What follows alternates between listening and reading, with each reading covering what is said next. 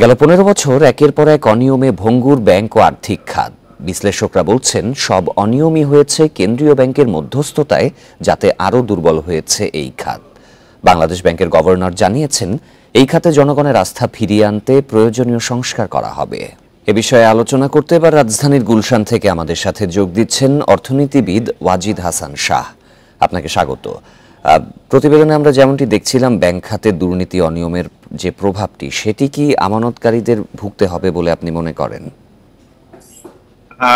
ব্যাংকে যদি মানুষ গিয়ে টাকা তুলতে না পারে, তাহলে তো আমানতকারীদের উপর প্রভাব পড়বেই। কিছু ব্যাংক অবশ্যই ভালো অবস্থায় আছে, কিন্তু সব ব্যাংক ভালো অবস্থায় নেই। এবং আমি ব্যক্তিগতভাবে প্রভাবিত না হলে অনেকের কাছেই শুনছি যে 20,000 টাকার চেক পর্যন্ত নিয়ে নাকি মানুষ টাকা তুলতে পারছে না কোনো কোনো ব্যাংক থেকে। তো এইটা তো আর রাতারাতি হয় না, এটা তো অনেক বছর ধরেই হয়েছে। আমি আজকে এক ইংরেজি পত্রিকায় দৈনিকে দেখছিলাম যে 2009 সাল থেকে এখন পর্যন্ত যেরকম আমাদের নন পারফর্মিং লোন বেড়েছে, 2009-এ সেটা বোধহয় 22,000 কোটির মতো ছিল। ওই 22,000 কোটি টাকার ঘরে ছিল যখন আমাদের বর্তমান মাননীয় অর্থ উপদেষ্টা গভর্নর ছিলেন। উনি ওনার টার্ম শেষ করেন, তারপরেই আওয়ামী লীগ শাসন আমলের প্রথম গভর্নর তারা নিয়োগ দেয়। এবং সেই সময় থেকে 2016 পর্যন্ত প্রায় 60,000 কোটিতে গিয়ে দাঁড়ায় খেলাপি ঋণ। এবং এই 60,000 কোটিতে গিয়ে যে দাঁড়ালো, এই সংখ্যাটার ক্ষেত্রেও কিন্তু কিছু গলদ আমরা বলতে পারি আছে, কারণ অনেক ধরনের ছাড় দেওয়া হয়েছে যারা ঋণ খেলাপি ছিলেন তাদেরকে। ওরা 11 জন নামে একটা পত্রিকার শিরোনামও ওই সময় বেরিয়েছিল যে যারা এরকম বোধহয় 5,000 কোটি টাকার মতো যারা ঋণ খেলাপি, তাদেরকে বিশেষ সুবিধা দেওয়া হয় 2015-16 সালের দিকে। তারপরে তো হচ্ছে। এবং আমরা যে বড় লোন স্ক্যাম গুলোর কথা শুনি, হলমার্ক কেলেঙ্কারি বলেন, বেসিক ব্যাংক কেলেঙ্কারি বলেন, এগুলি কিন্তু 2010, 11, 12, 13 এই সময় থেকে শুরু। এবং এইটারই ফল এখন আমরা ভোগ করছি। অনেক বছর যাবত আমি বলে আসছি, আপনাদের বিভিন্ন অনুষ্ঠানেও বলে আসছি গত 10-12 বছরে, যে ব্যাংক খাতের অবস্থা খুবই খারাপ। ব্যাংক হলো আমাদের হার্ট অফ দি ইকোনমি। সেখানে এই অবস্থা যে খারাপ, জনাব ওয়াজিদ হাসান শাহ, যে সকল ব্যাংকগুলো চরমভাবে ক্ষতিগ্রস্ত হয়েছে, তারা কি তারল্য সংকটে পড়বে বলে আপনি আশঙ্কা করছেন? তারা তারল্য সংকটে পড়বে কিনা আপনি প্রশ্ন তুলছেন। আমি তো বলবো তারল্য সংকটে তারা অলরেডি পড়ে গেছে। যে কারণে আমি বললাম তো, আপনি 20,000 মানে যেটা শুনলাম, 20,000 টাকার চেকও তারা অনেক ক্ষেত্রে নাকি অনার করতে পারছে না। আর বড় চেকের কথা তো বাদই দিলাম।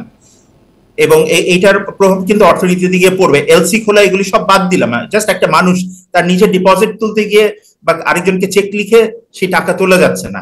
সুতরাং তারল্য সংকটে তারা অলরেডি পড়ে গেছে। সেক্ষেত্রে যে কয়েকটি ব্যাংকের অবস্থা বেশি খারাপ রয়েছে, সেগুলো কি কোনো কারণে বন্ধ হয়ে যেতে পারে কি? এই ক্ষেত্রে বাংলাদেশ ব্যাংক এবং সরকার একটা বড় ভূমিকা থাকবে। আমরা যেমন জানি যে মানে বিভিন্ন দেশে ব্যাংক, বড় ব্যাংককে ফেল করতে দেওয়া হয় না। আমাদের দেশে এখন সরকার এবং বাংলাদেশ ব্যাংক কি পদক্ষেপ নেবে, এটা এখন দেখার বিষয়। আমরা মাঝে শুনছিলাম যে বাড়তি টাকা ছাপিয়ে ব্যাংকগুলোকে তারল্য সংকট কাটিয়ে উঠতে হয়তো সহায়তা নাও দিতে পারে বাংলাদেশ ব্যাংক। এখন এখানে খুব কিছু ডেলিকেট জিনিস চলে আসে, খুব ইন্ট্রিকেট ব্যালেন্সের একটা জিনিস আসে। কারণ মানুষের যদি আর্থিক খাত থেকে আস্থা কমে যায়, তখন যেটা মানে বিভিন্ন দেশে কোনো কোনো সময় হয়েছে, আল্লাহর রহমতে আমাদের দেশে কখন হয়নি, ব্যাংক রান বলে যে কথাটা, মানুষ হুমড়ি খেয়ে পড়ে ব্যাংক থেকে টাকা তোলার জন্য, ব্যাংক টাকা দিতে পারে না, এরকম পরিস্থিতি যেন না হয় সেই ব্যাপারে অবশ্যই পদক্ষেপ রাখতে হবে। কারণ এইটা হলে এমনি আমরা দেখছি যে অনেক ধরনের অশান্তি আছে আমাদের দেশে। এই ধরনের অশান্তি আমাদের দরকার নেই। ব্যাংকগুলোর সাধারণত আরেকটি বিষয়, তাহলে সেক্ষেত্রে ব্যাংক খাতের এই যে দুর্দশা, এটি সার্বিক অর্থনীতিতে কতখানি প্রভাব ইতিমধ্যে ফেলছে বা সামনে আরো কতটুকু ফেলবে? এটা তো প্রচন্ড রকম প্রভাব ফেলেইছে। আমরা দেখেছি যে মানুষ ব্যাংকে গিয়ে টাকা তুলতে পারছে না। বিভিন্ন সংস্থা ফিক্সড ডিপোজিটে রেখেছে টাকা, তারা তুলতে পারছে না বছর পর বছর।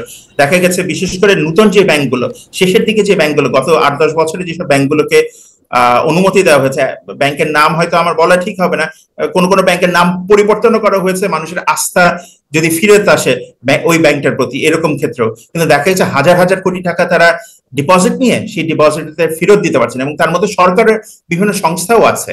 সুতরাং এটা অবশ্যই একটা চিন্তার বিষয়। এই পরিস্থিতি থেকে আমরা কি করে বেরিয়ে আসবো, এইটা মানে আমাদের অনেকেরই কৌতূহল আছে যে will the government allow the banks to fail or will they take some other measure. আমাদের দেশে কিন্তু বোধহয় আপনার 1 লাখ টাকা পর্যন্ত ডিপোজিট ইনশিওর্ড সরকারি ভাবে। কিন্তু অনেকেরই তো 1 লাখ টাকার বেশি আছে ব্যাংকে, তারা কি করবে যদি ব্যাংক চলতে না পারে? জনাব ওয়াজিদ হাসান শাহ, আপনাকে অনেক ধন্যবাদ আমাদের সাথে যোগ দিয়ে এই বিষয়ে আলোচনার জন্য।